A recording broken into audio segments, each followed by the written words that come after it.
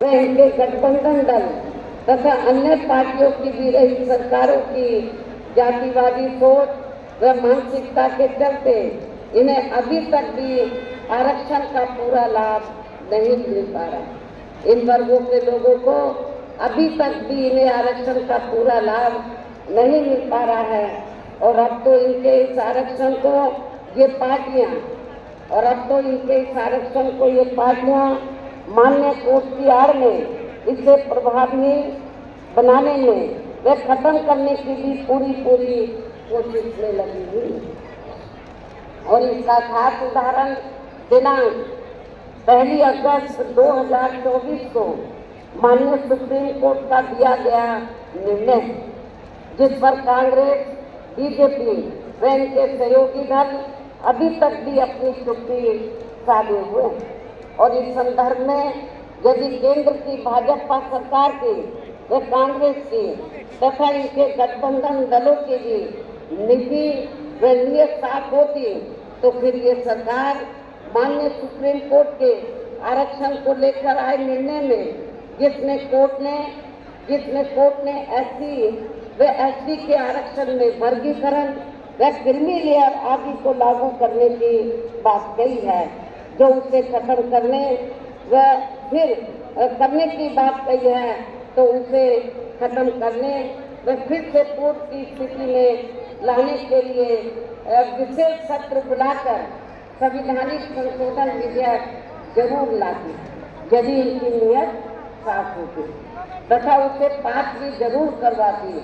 और इसके लिए पूरा विपक्ष मिलकर सरकार पर दबाव भी जरूर बनाता। और हम भी देखते हैं कि विपक्ष कितना दलितों और आदिवासियों के आरक्षण के साथ है, लेकिन ऐसा करना तो बहुत दूर की बात रही, बल्कि इन्होंने माननीय सुप्रीम कोर्ट के इस आए निर्णय पर कुछ भी खुलकर नहीं बोला और इस मामले में केंद्र की भाजपा सरकार व अधिकांश सभी विरोधी पार्टियां अभी तक भी चुप्पी साधे हुए हैं। इतना ही नहीं बल्कि अब SC/ST आरक्षण में वर्गीकरण व क्रीमी लेयर को भी लागू करने का ये कार्य माननीय सुप्रीम कोर्ट ने राज्य सरकारों के ऊपर ही छोड़ दिया, जो अब अपने हिसाब से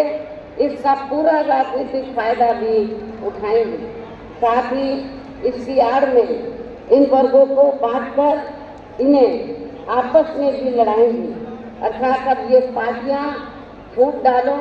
व राज करो की नीति का भरपूर फायदा उठाएंगे, जबकि संविधान के मुताबिक किस जाति को SC व ST की सूची में शामिल करना है या नहीं करना है, तो इसका ये अधिकार अभी तक केवल संसद व माननीय राष्ट्रपति जी को ही दिया हुआ था, जिसे 1 अगस्त 2024 को माननीय सुप्रीम कोर्ट के आए निर्णय के जरिए वापस लेकर इसे अब सीधे राज्य सरकारों को ही दे दिया गया, जिससे अब इन वर्गों के साथ काफी जाति होगी, अर्थात इनका अब यह आरक्षण ना के बराबर ही रह जाएगा। और अब कांग्रेस के श्री राहुल गांधी ने तो विदेश में जाकर इनके सभी आरक्षण को ही आगे वक्त आने पर खत्म करने का ही ऐलान कर दिया है, लेकिन जब वो भारत में रहते हैं और खास रूप से भारत में रहते हैं और उनको लगता है कि किसी राज्य में चुनाव हो रहा है, तो फिर इधर आकर वो गिरगिट की तरह रंग बदल लेते हैं और क्या बोलते हैं इधर आकर कि हम आरक्षण के पक्ष में, बाहर जाकर वो बोलते हैं हम आरक्षण को खत्म करना चाहते हैं इंडिया में SC/ST के, और इधर आकर बोलते हैं कि हम आरक्षण के पक्ष में हैं। आप इसको कांग्रेस की क्या नीति समझेंगे? ये कांग्रेस की दोहरी नीति है, ये स्पष्ट नीति नहीं, ये भी आप लोगों को समझना चाहिए। तो ऐसी कांग्रेस पार्टी जो SC/ST के आरक्षण के बारे में कहती कुछ और करती कुछ है, तो आपको इस पार्टी को तो इस बार हरियाणा में तो विधानसभा का चुनाव हो रहा है, इस चुनाव में खास तौर से दलितों को इनको सबक सिखाना बहुत जरूरी है। इसलिए इन वर्गों के लोगों को बाबा साहब डॉक्टर भीमराव अम्बेडकर द्वारा जो इन्हें आरक्षण का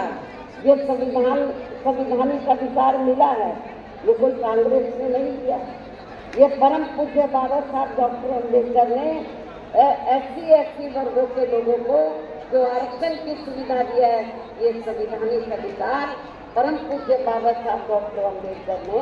आप लोगों को दिया। तो इसे बचाने के लिए अब इन सभी विरोधी पार्टियों को यहाँ पे हरियाणा